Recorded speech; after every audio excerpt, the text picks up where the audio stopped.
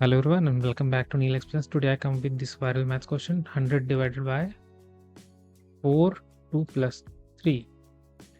If you think 100 divided by 4 into 3 plus 2 is equals to 5 and 100 divided by 20 and ultimately answer will be 5, then you are wrong.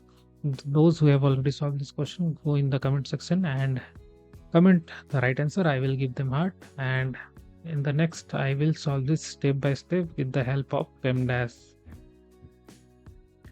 First we will write our question again.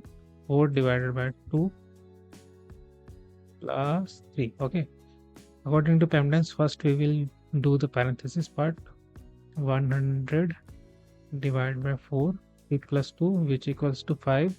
Division and multiplication have the same priority, and in that case we will solve from left to right. So first we will solve 100 divided by 4, which gives the result 25 into 5, and 25 into 5, which gives result 125.